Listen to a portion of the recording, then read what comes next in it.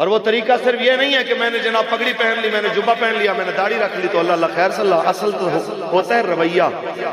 हजरत उमर ने एक बंदे से पूछा, फलां बंदे को तुमने जिम्मेदारी दी है, ओहदा दिया है, क्या देखा है उसमें? तो कहने वाले ने कहा, हजरत वो बड़ा नमाज पढ़ता है। आपने फरमाया तुमने उसके साथ सफर किया है? कहते नहीं जी। फरमाया क्या लेन देन किया इसका? कहते नहीं जी। फरमाया कभी गुस्से में इसको देखा है? कहते नहीं जी। आपने फरमाया फिर तुमने उसको कमर सीधी करते और उल्टी करते देखा है, और तुमने क्या देखा? सुनिए आहा, मैं चूंकि दरबार पे आया हूं, यहाँ पीर भी बैठे हैं, यहाँ मुरीद भी बैठे हैं। मैं सबसे पहले मुरीदों से मुखातब हूं, खुलफा से मुखातब हूं। अक्सर पीरों में इतना ऐब नहीं होता जितने खलीफे अपने किरदार की वजह से अपने पीरों को बदनाम करते।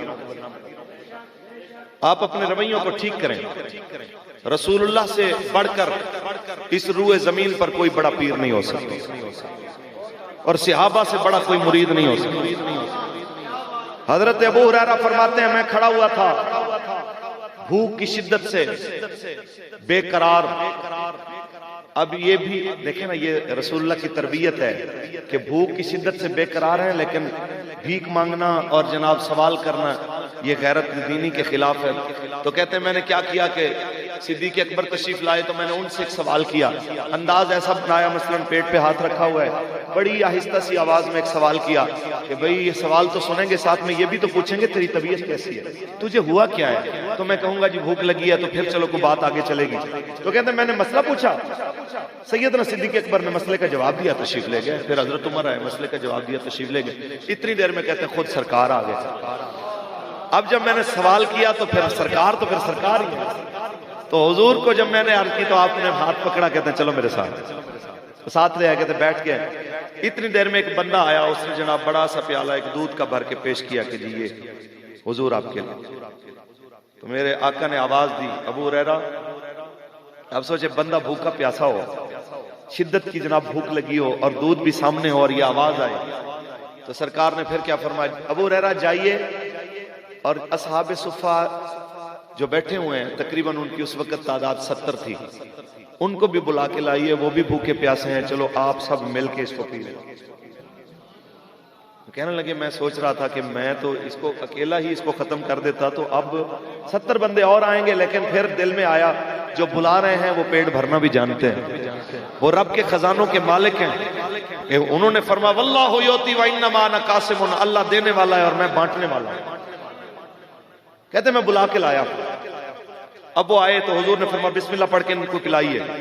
अब यहां एक सवाल है कि सरकार ये भी तो फरमा सकते थे अबू हुरैरा पहले खुद पी लीजिए, बाद में आपने इनको पिलाना है, लेकिन रसूलुल्लाह ने यूं नहीं किया। आपके और मेरे आका मौला ने फरमाया बिस्मिल्लाह पढ़िए, पहले सबको पिलाइए। सबको पिलाया जनाब आला, फिर बाद में फरमाया अबू हुरैरा खुद पीजिए। किस लिए? ताकि दुनिया को पता चल जाए कि फकीरी के दावे करने वाले तो बड़े होंगे, लेकिन खुद बंदे को भूख लगी हो, सामने खाने की चीज आ जाए, पहले लोगों को खिलाए, पहले लोगों को पिलाए, फिर उसके बाद अपनी बारी समझे। उसे रसूलुल्लाह का सच्चा फकीर कहते हैं, उसे हुजूर का सच्चा गुलाम कहते हैं।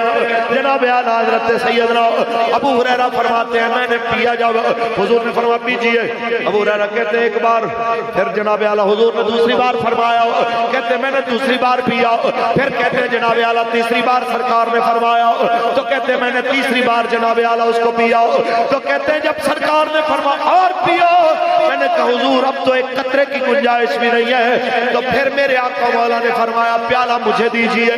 70 से आवा वो 71 में अबू हुरैरा 71 बंदों का जूठा जिस बर्तन में दूध था उसी को मेरे आप और आपके आका ने अपने मुंह मुबारक से लगाया।